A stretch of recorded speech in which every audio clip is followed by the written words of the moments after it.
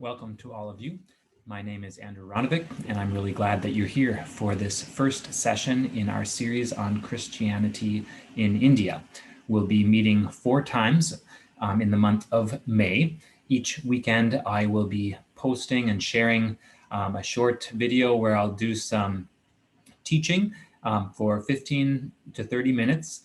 And then on Monday evenings, you're invited to a Zoom discussion session where I won't repeat everything that I'm recording now, but we'll have a chance to be together in virtual community and to dig a little deeper, have conversation. And during those sessions, I hope that I'm not the one doing all the talking. I planned this session at the invitation of Pastor Kelsey from St. Matthew as part of our adult education opportunities here in Waco. But this series is also doing double duty.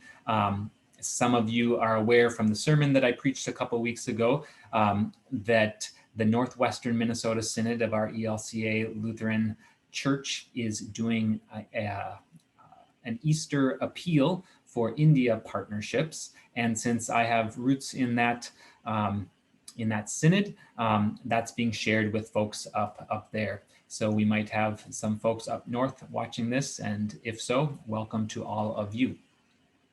As many of you know, I'm a graduate student in religion at Baylor, but before that, most of my life, before being here in Texas, most of my life has been in Northwestern Minnesota. I was born and raised in the Synod. I went to college in the Synod, and I pastored a church in the Synod for about 9 years before Waco. Just a little bit more by way of introduction of myself and why I have this interest and connection with India. 3 main points of contact. The first is that I lived in India for about a year in 2004 to 2005 in the state of Kerala, which is a state that we'll be hearing about since it has a lot of Christian roots. I wasn't closely connected during that year in India with Christian communities. I was actually living in an interfaith community called L'Arche, which is a French name for the Ark, and it's basically a group home for people who have developmental disabilities. And since that year in India in 2004, 2005, I've been back 3 times since then. I've also, as I mentioned, been involved with the companion synod relationship between the Northwestern Minnesota Synod of the ELCA and the Andhra Evangelical Lutheran Church in southern India, in Andhra Pradesh and Telangana. And as part of that, I was part of a team that hosted a group of Indian Lutherans who came to Minnesota. And I was also part of a group of Minnesota Lutherans who visited India in 2012. And in some of my other visits to India, I have independently made connections with those Indian Lutherans as well. And then finally, here at Baylor, I've been able to dig into Christianity in India in some different ways. I didn't necessarily come here expecting that Christianity in India and the theology there would be a major theme, but it has become an interest.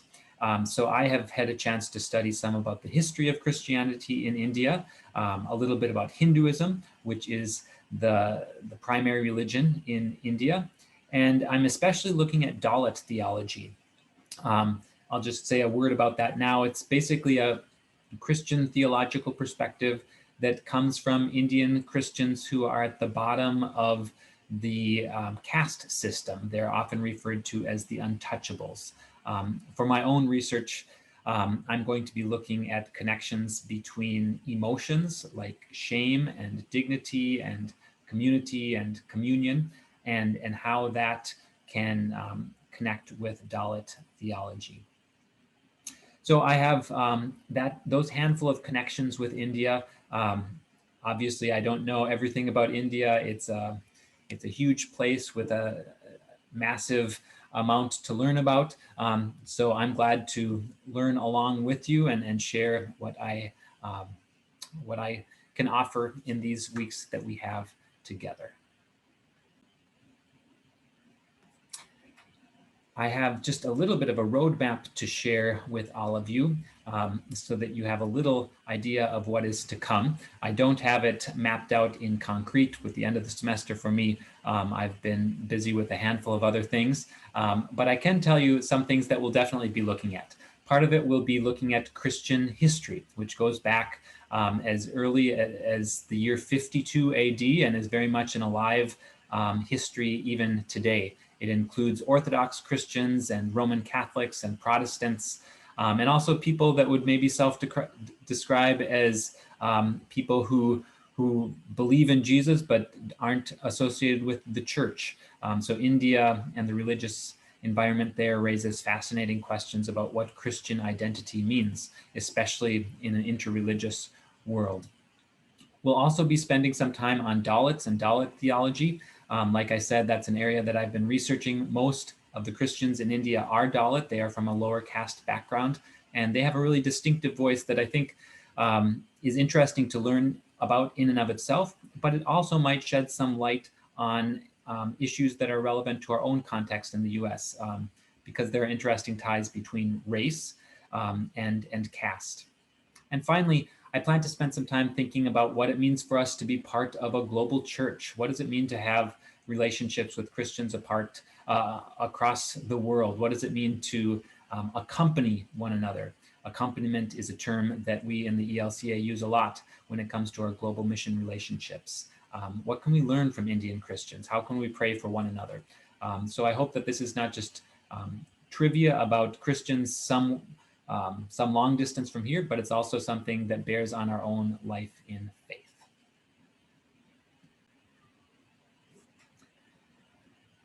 I'd like to continue by just giving a sort of broad overview of some interesting and important things to know about India that aren't necessarily specific to Christianity. And to do so, I'm going to try some technology, sharing a PowerPoint screen, which I think I can do. Like many of you, I've had to learn about how best to use technology. I have not taught a course online before, but we can learn together. So I think my picture is in the bottom of the screen, and we'll see if we can make this work. The first thing to know is probably something that you already realize, namely that India is a massive country. India has about 1.4 billion people. That's about 1/6 of the world's population. India is set to pass China as the world's most populous country sometime in the next decade or so. And India is it's a large land mass, but it has a pretty high population density. More or less, India is 1/3 of the land size of the US, but it has about 4 times as many people. So here you can see kind of an urban crowd scene.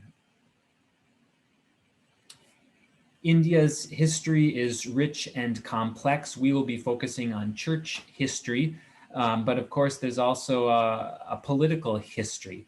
So it's important to realize that India gained its independence from the United Kingdom, from the British Empire in 1947, after centuries of colonialism and foreign influence and control. The East India Company, in fact, first came to India in the early 1600s. They effectively ruled and controlled India from the middle of the 1700s until 1858, at which point the British government, the monarchy, took control. So from about 1858 until 1947, the British government was involved. So through all these centuries of foreign influence and British colonial rule, a great impact was left. India is the country with the second most English speakers in the world. England has also left a mark in terms of infrastructure. It left with the railroad. Of course, the legacy that a foreign power leaves in a colonial subject is always mixed. There's a reason that the Indian people sought their independence. Here we have a picture of Mahatma Gandhi or Mohandas Gandhi. Mahatma is a sort of title of honor. He, of course, was an instrumental person for Indian independence. India today is the world's largest democracy. They're actually having some elections right now that have been in the news because they're happening during the COVID second surge. And there are interesting questions about Indian politics that we'll touch on just a little bit later. India is home to many different religions, and that's a very visible part of Indian life. For instance, if you get on a bus, you might notice bright religious pictures that represent different religious traditions. India is not a place where religion is just private and sort of brushed to the sides, but it's very visible, it's very audible, something that you can hear and notice in really prominent ways. Most Indians, about 80%, are Hindus. Next is the Muslim community. There are about 14%. They are about 14% of the Indian population. Next are the Christians, whose percentage of the population is somewhat debated. Officially, it's about 2.3%, but it might be much, much higher. After that are the Sikhs or the Sikhs. They come from the northern part of the country. You might recognize them by the turban that they often wear. They're about 1.7%. There are also Buddhists and Jains, who are both less than 1%. Both of those groups developed about 4 centuries before Christ. To some extent, they grew out of Hinduism. And there's also a small but ancient Zoroastrian community. And that's a religion that comes out of Persia or Iran. So there's a lot more that we could say, but it's important just to realize that the religious scene in India is diverse, and it's an important part of life there. Another way of looking at diversity is by looking at the states. There are 28 different states in India, and almost every single one of them has its own language. Most of the Christians are in the south, in Kerala, Tamil Nadu, Karnataka, and Andhra Pradesh and Telangana, but they are spread throughout the country. And interestingly, you might see in the northeast 7 small states by Bhutan and Bangladesh and Myanmar, and a couple of those states are nearly 80 or 90 or 100% Christian. So that's not what you would expect in India, but there are parts of the country that have a strong Christian majority. The national languages of India are Hindi and English. So it is possible, those languages will go quite a long ways in getting you around India. I do not speak any of those other languages except for a couple of words. So I've been grateful that English is sufficient to communicate with a lot of people there. Finally, I just want to say a word about Indian politics. India is in a period of what many call Hindu nationalism or Hindutva. The present political party in power at the national level is the BJP, and the prime minister since 2014 is Narendra Modi, who is pictured here. Prior to him being the national prime minister, he was the chief minister of Gujarat state in the western part of the country from 2001 to 2014. And he has been a controversial figure, especially because of the conflicts between Muslims and Hindus. Hindu nationalism is the idea, to put it in too simplistic a way, that to be Indian is to be Hindu. Therefore, Christians and Muslims alike are foreign religions, and there's some level of suspicion about them.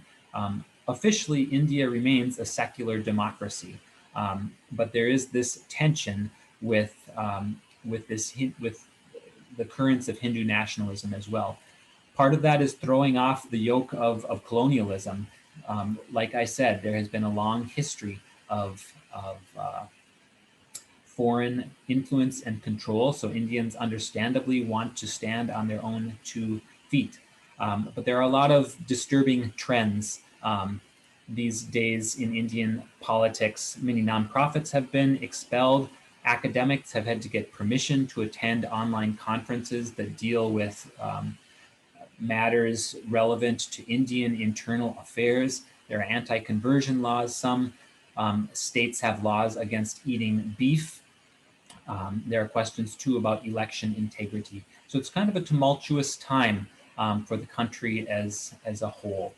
And I don't say that to single out India. Obviously, every single country, including our own, has its own political issues. But it's important to be conscious of these political dynamics because they play a role in religious life and Christian life as well.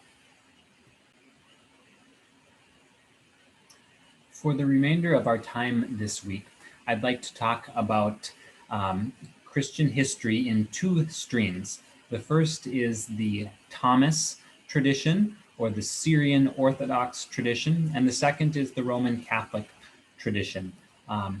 We will be touching absolutely on Lutheranism in India. We'll probably spend a little bit more time with that, but since the roots of the Thomas tradition and the Catholic tradition go further back than Lutheran traditions in India, I think it's important to go back. And some of this I talked a little bit about in the sermon a couple of weeks ago. But to begin with, then, there is the Thomas tradition.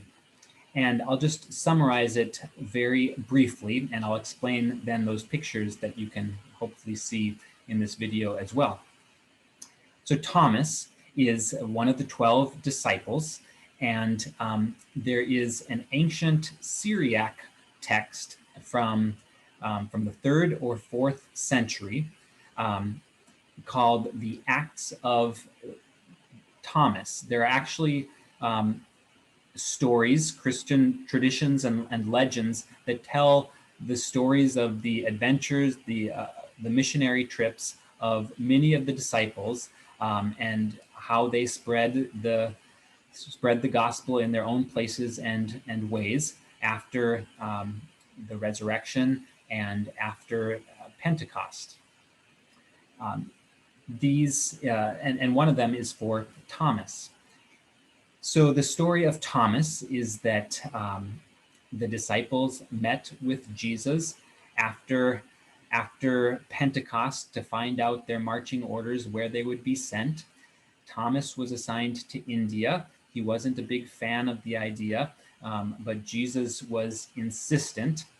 There happened to be a merchant from India in Jerusalem at the time. The man's name was Haben, if that's how, I'm not sure that that's how you say it, but he was looking for a carpenter, somebody who could build, and Jesus volunteered Thomas. In fact, he sort of sold him as a slave to the merchant,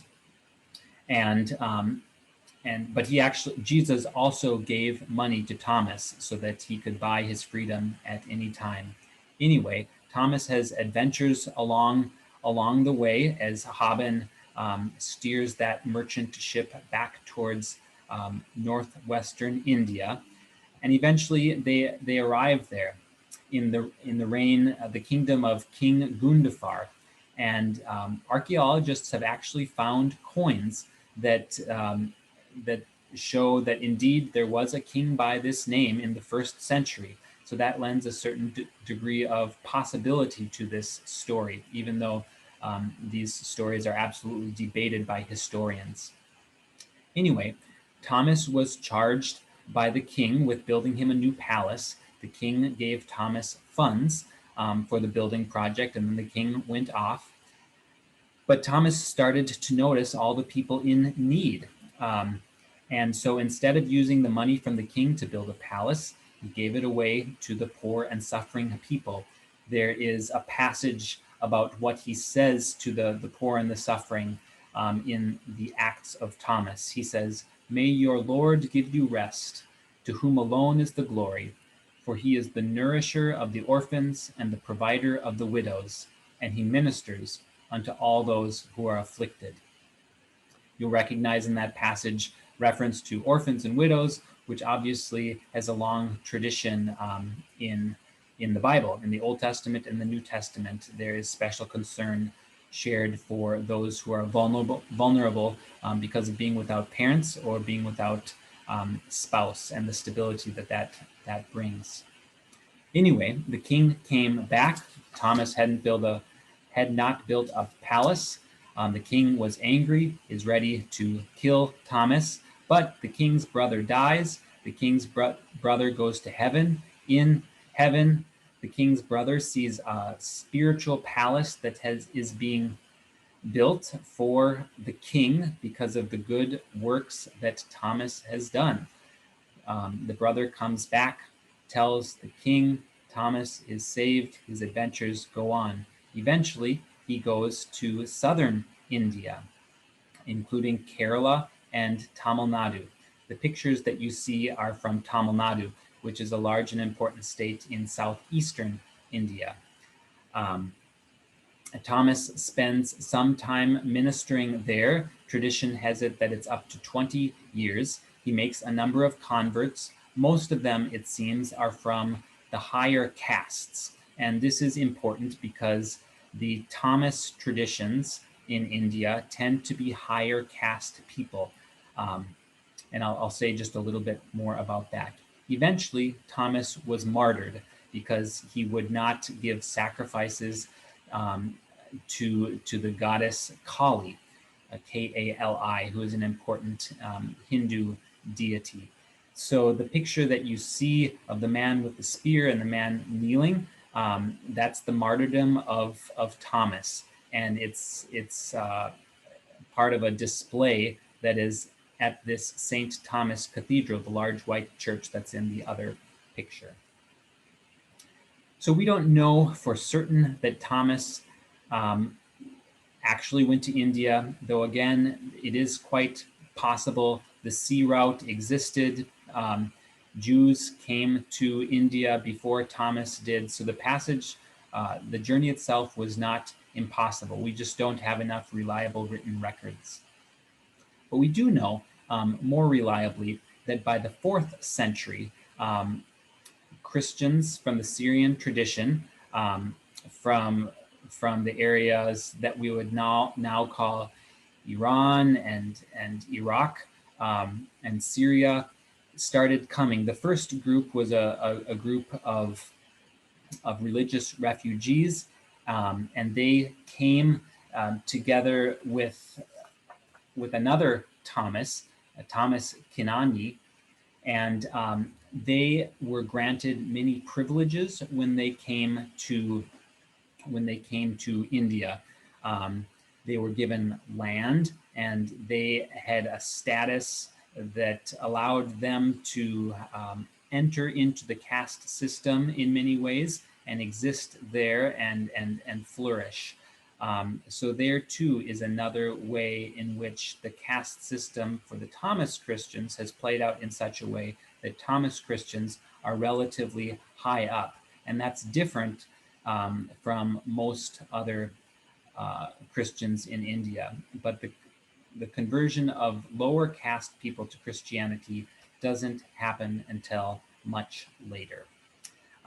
Given how much time I've spent already, we're going to save Catholicism until later on, until the next session. But I do want to just bring this into the current day.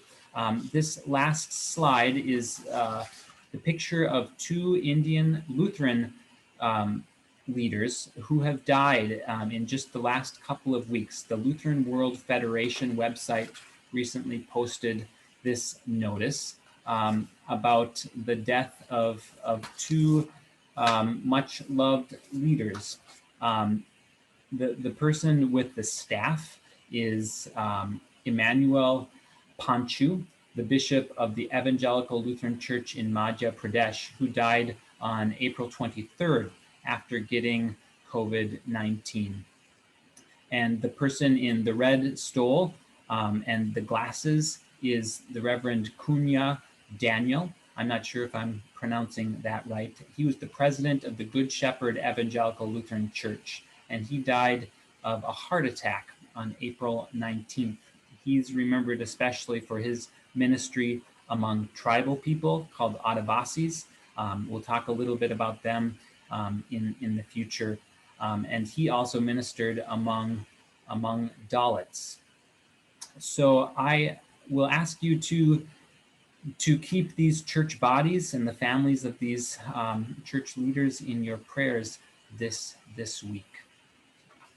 That's all that I'm going to offer for today. Hopefully it's helpful to get just a little bit of a snapshot of that oldest layer of Christian tradition in India with the Thomas traditions that are part of the Syrian tradition. We'll be able to build on that a little bit more. And in these next weeks, we'll touch on Roman Catholicism, Protestantism, including Pentecostalism, which has a rich and very varied history, especially in the 20th century. I look forward to seeing at least some of you on Monday night for Zoom. Feel free to be in touch, send an email or a phone call if you have questions in advance, things that you'd like to talk about. Thanks for going along with this. I'm very much learning as I go with this technology. I wish that I could be with you in person. This is not my preferred mode, but we'll make it work in this COVID world that thankfully for us is getting a little bit safer. But again, keep India in your prayers, not only these church leaders who have died, but also the country as a whole as it faces these terrible surges and shortages. So for now, I will say goodbye and look forward to being with you in virtual person on Monday as you are able.